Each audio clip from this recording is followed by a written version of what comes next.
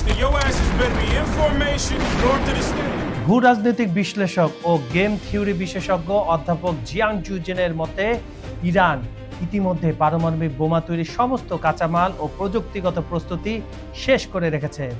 আন্তর্জাতিক পরমাণু শক্তি সংস্থার সাম্প্রতিক তথ্য বলছে ইরান তাদের ইউরেনিয়াম 60% পর্যন্ত সমৃদ্ধ করেছে, যা বোমা তৈরির জন্য প্রয়োজনীয় 90-এর খুব কাছাকাছি। কিন্তু আন্তর্জাতিক যে এই পরমাণু বিশেষজ্ঞ যে দল, এরা যে তথ্যটা দিয়েছে, এটা দিয়েছে আরো 1 বছর আগে। এই 1 বছরের মধ্যে ইরানকে 90%-এ পৌঁছে যায়নি? আপনাদের কি মনে হয়? কমেন্টে জানান। আর অন্যদিকে গোয়েন্দা বিশেষজ্ঞদের মতে সিদ্ধান্ত নিলে ইরান এখন খুব অল্প সময়ের মধ্যে পারমাণবিক বোমা বানিয়ে ফেলতে পারে। সেটা হতে পারে 1 সপ্তাহ বা 10 দিন বা 15 দিন। তবে তাদের মধ্যে মধ্যপ্রাচ্যে ইরান ও যুক্তরাষ্ট্রের মধ্যে সরাসরি যুদ্ধ আবার যদি শুরু হয়, তা পুরো বিশ্বের উপর যুক্তরাষ্ট্রের একক প্রভাব ও নিয়ন্ত্রণকে বড় ধরনের ঝুঁকিতে ফেলে দেবে। ইরানের পারমাণবিক সক্ষমতা এবং তারা এরই মধ্যে কোনো পারমাণবিক বোমার মালিক হয়েছে কিনা তা নিয়ে আন্তর্জাতিক অঙ্গনে ব্যাপক আলোচনা হচ্ছে।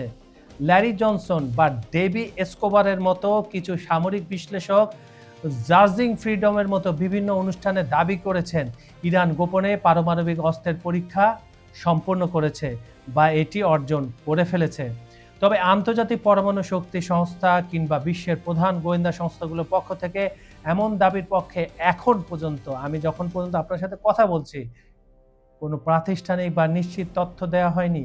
আন্তর্জাতিক ভূ রাজনীতিবিদদের মতে এই ধরনের অপ্রমাণিত তথ্য বা দাবি সাধারণ মানুষের মনে অযাচিত আতঙ্ক এবং বিভ্রান্তি তৈরি করেছে।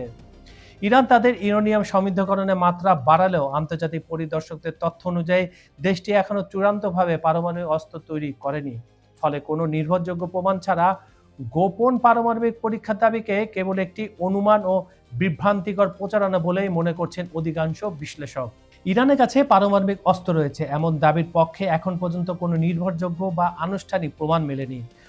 আন্তর্জাতিক পরমাণু শক্তি সংস্থার নিয়মিত বিষয়টি নজরদারি রাখছে। তারা জানিয়েছে ইরান উচ্চমাত্রায় ইউরেনিয়াম সমৃদ্ধ করলেও আনুষ্ঠানিকভাবে কোনো পারমাণবিক বোমা তৈরি করেনি। কিন্তু হাজার হাজার ফুট মাটির নিচে ইরানের যে অসংখ্য বাংকার রয়েছে, বাংকার না, ভূগর্ভস্থ ল্যাবরেটরি রয়েছে, সেখানে কি হচ্ছে না হচ্ছে অত্যন্ত পাওয়ারফুল স্যাটেলাইট দিয়েও কিন্তু সেখানে দেখা যায় না, কারণ সেখানে গ্রানাইট পাথরের সেই ভূগর্ভস্থ বাংকারগুলো রয়েছে, সেগুলা ভেদ করে ছবি তোলা অসম্ভব।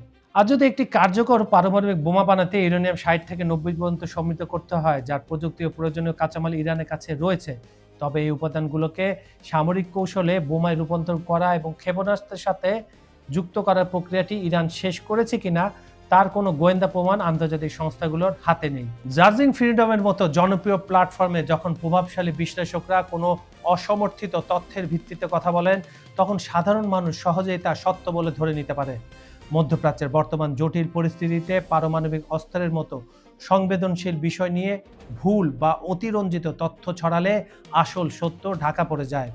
এর ফলে মূল ঘটনা জানা তো কঠিন হয়ে পড়ে, পাশাপাশি সাধারণ মানুষের মনে অযথা আতঙ্ক তৈরি হয়। ইসরায়েল ও আমেরিকার সাথে ইরানের সামরিক উত্তেজনার মাঝে এ ধরনের ভুল বা বানিয়ে বলা কথা পরিস্থিতিকে আরো বিপজ্জনক করে তুলছে। সত্যতা না জেনে বানিয়ে বলা কথা বা অনুমান থেকে কথা বললে আন্তর্জাতিক সমস্যা আরো বাড়ে। সঠিকভাবে ও আলোচনার মাধ্যমে সমস্যার সমাধান না করার কারণে পুরো বিশ্বে এই নতুন উত্তেজনা তৈরি হচ্ছে। আন্তর্জাতিক রাজনীতিতে কৌশলগত ভারসাম্য বজায় রাখা কতটা জরুরি ইরানের এই ভূ রাজনৈতিক চাল তা স্পষ্ট করে দেয়।